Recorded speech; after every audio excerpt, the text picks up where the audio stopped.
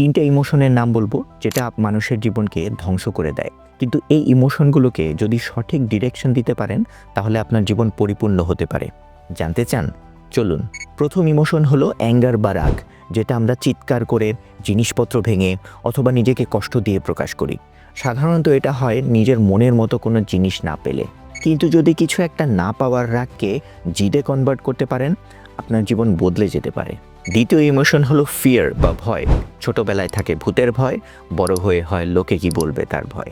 কিন্তু এই ভয় যদি নিজের কোনো কাজে ফেল হয়ে যাব বা আমার গ্রোথ বন্ধ হয়ে যাবে এই বিষয় লাগে, তাহলে আপনার কাজ করার এফিসিয়েন্সি দ্বিগুণ হয়ে যাবে। তৃতীয় ইমোশন হলো গ্রিড বা লোভ। ছোটবেলায় মায়ের দেয়া চকলেটের লোভ, যেটা পাওয়া যেত শুধুমাত্র তার কথা শুনলে অথবা ঠিকঠাক লেখাপড়া করলে। কোনো কাজে যখন লোভ কাজ করে তখন আমরা আমাদের ব্রেইনের সর্বোচ্চ ব্যবহার করি। লোভ কাজ করার কাজে আমরা ক্লান্ত হয়ে যাই না।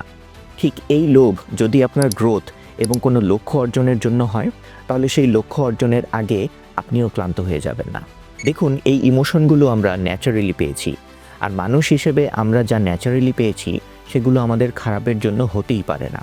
কিন্তু জরুরি বিষয় হলো আমাদের এই ইমোশনগুলো সঠিক সময়ে সঠিক বিষয়ে সঠিকভাবে ইউজ করা।